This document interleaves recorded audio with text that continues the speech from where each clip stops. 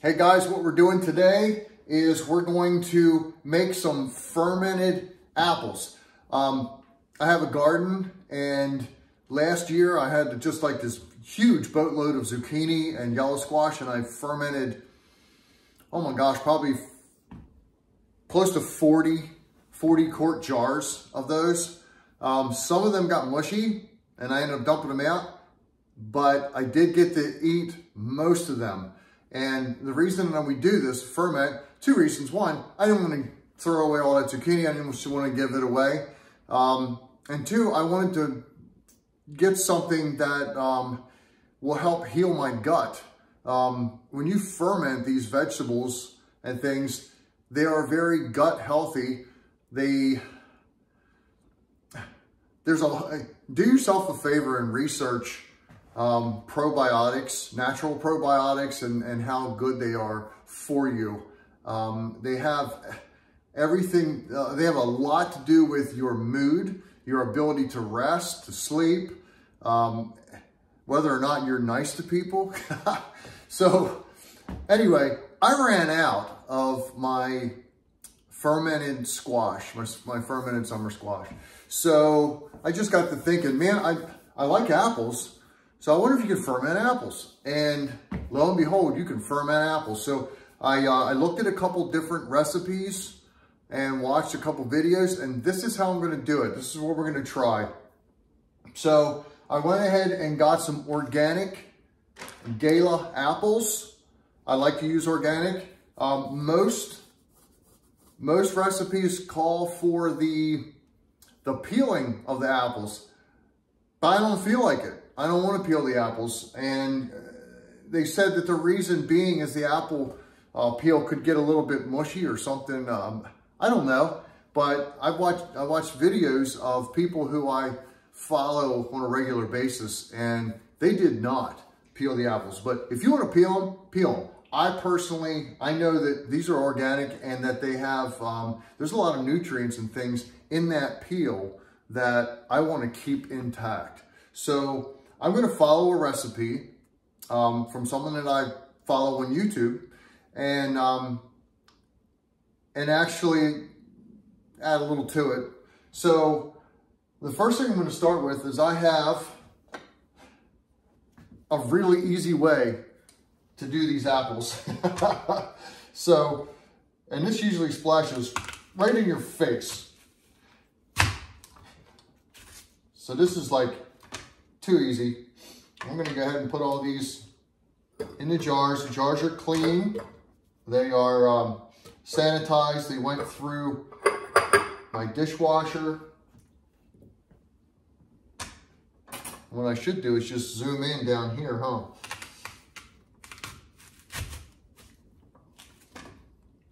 We had one of these when I was a little kid. They worked fantastic.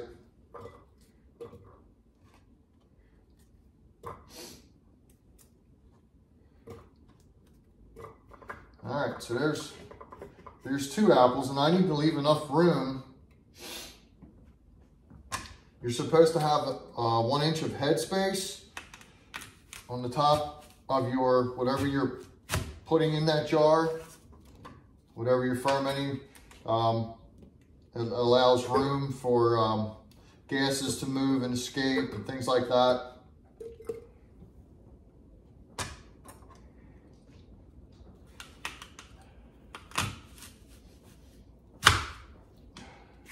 Trying to get that centered right up.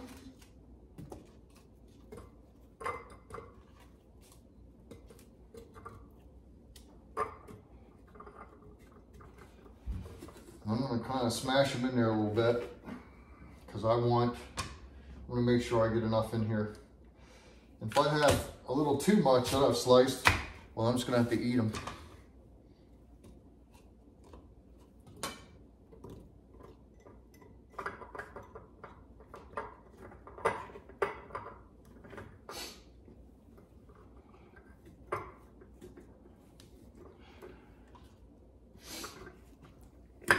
It's pretty close.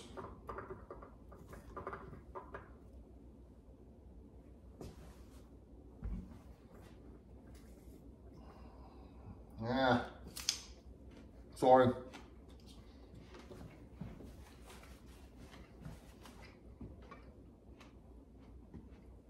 So now what I'm doing, I've got close to a quart of filtered water. I don't use tap water, especially if you're like in the city and there's chlorine and stuff like that in your water. You don't want to use that. So I'm using filtered water. I've got close to a quart. We'll see how this thing works. I don't think I've ever used this.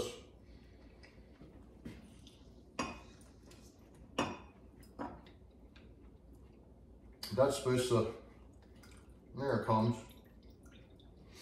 I'm gonna get all that fresh lemon, the juice of one whole lemon. I did a pretty good job. You can tell I'm not a professional with this. Seeds went flying.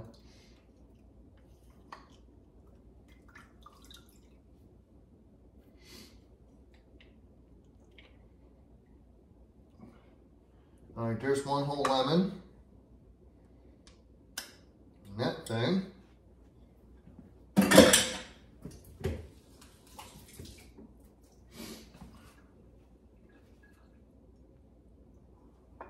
And then you get in a fight with the seed.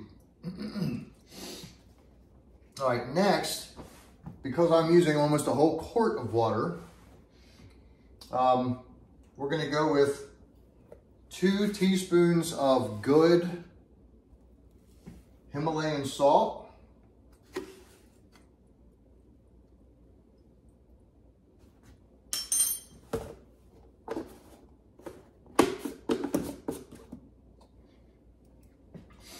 And we're going to go with a good, I'm just going to go with a good heaping tablespoon of powdered cinnamon. See if we can find something to mix this up with.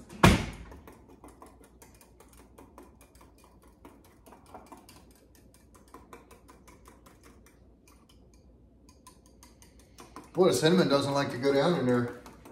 I don't know if you can see that or not. It's floating on top. It's going to take a little time.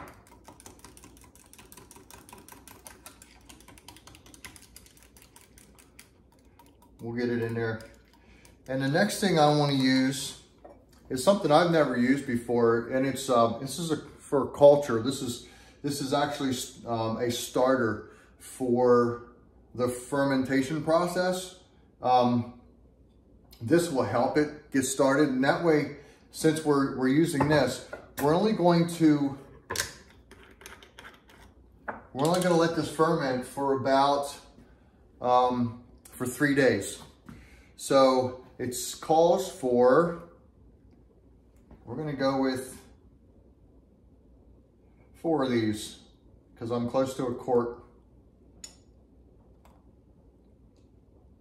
I don't even know what this tastes like. I hope it's good.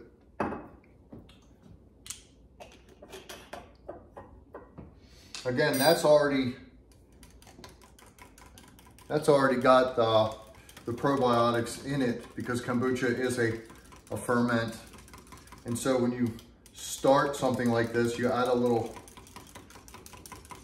something that's already fermented. You can use, I think they call it whey. It's like the juice off of the top of yogurt, I believe. When you open it up and that water that's up on top of it, that's actually a culture. It's actually the beginning of a fermentation, or I don't know all the words, but this is where we are. So I'm hoping that I have enough of this mixture. If not, I'm going to just add a little water to it and shake it up in the mason jars. So I think we're pretty good here.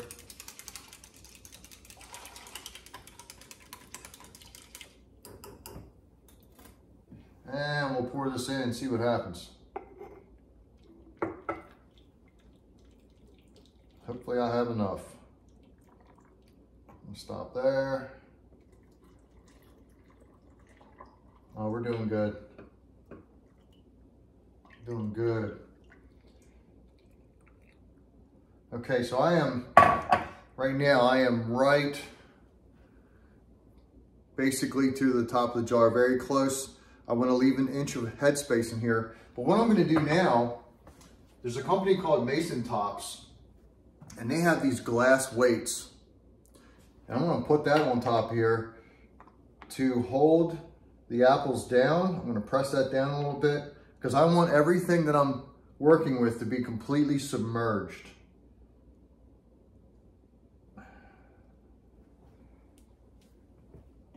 I've got a couple different kinds.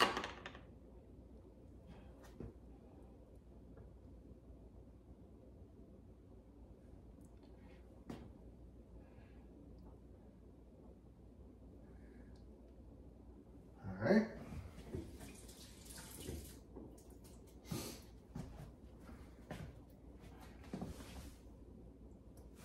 I mean, that looks pretty good. I am going to put just a little more liquid in here just to make sure. Even though the glass weight's all the way to the top, that glass weight's almost an inch. So I think we'll be okay.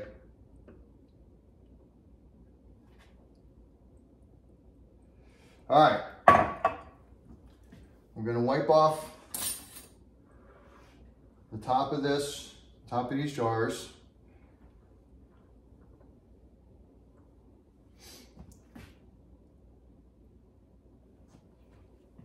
And then what we have are these little silicone lids for fermenting. And what that does is that allows the carbon dioxide to escape. You know, if you've ever fermented anything before, they say that you need to burp stuff. You need to open your jars and just let that gas off. You don't open a jar completely. You just kind of crack the lid open a little bit, listen for the little escape of the gas, and then shut the lid again so that your jars don't blow up. Well, this takes care of that for you. It allows the gases to escape and all the oxygen to escape because gases push the oxygen out. So that allows that to happen, but at the same time doesn't allow any oxygen back in. And that should eliminate the possibility for any mold to form. If a little bit of mold does form on top, usually it takes several days, and we're only going for 3, so I doubt seriously. I've never seen mold form before a good 5 days before. But typically, if that little bit of mold starts, then you just take your top off and take a spoon and just spoon that mold off, chuck it in the trash. It's fine. It's perfectly healthy. It's a white mold. You just scoop it off, spoon it off, get rid of it, put your lid back on, and just, you know, if that happens, then you check it every day, and any new mold that shows up, you go ahead and scrape that off. So anyway, we're going to let this go. Here's the final product here. We're going to let that go for 3 days in a cabinet at, we keep our house around 70 degrees, 70, 71 degrees. We're going to let that go in a cabinet for 3 days with the doors closed so that there's no sunlight hitting it. And I should have probiotics again to be able to eat throughout the day. I like apples. I'm always looking for something for dessert, especially with my new lifestyle, my new way of life, where I'm not eating donuts and cakes and cookies and milk chocolate and all that stuff that I used to eat that was high on the glycemic index and glycemic load. Now I'm looking for something more natural. So a couple slices of these apples throughout, after lunch, after dinner, a couple slices of apples, that's gonna not only cure my desire for dessert, but it's also going to build up the healthy bacteria in my gut, which, listen folks, if you haven't researched leaky gut, and find out how horrible it is. There's so many things that happen through leaky gut, so many different, I'll call them diseases. They're not, I don't know if they're diseases, but they're just chronic ailments. A lot of times fibromyalgia, there's just a lot of stuff that happens to your body, a lot of sicknesses that come on through leaky gut. And I'm gonna go out on a limb and just throw it out there. I'm gonna say that the majority of America has leaky gut issues, the majority. There's a lot of people who are sick. There's a lot of people who get sick quickly. They can't fight off illnesses. Their body isn't, they're autoimmune diseases, that's what they call them.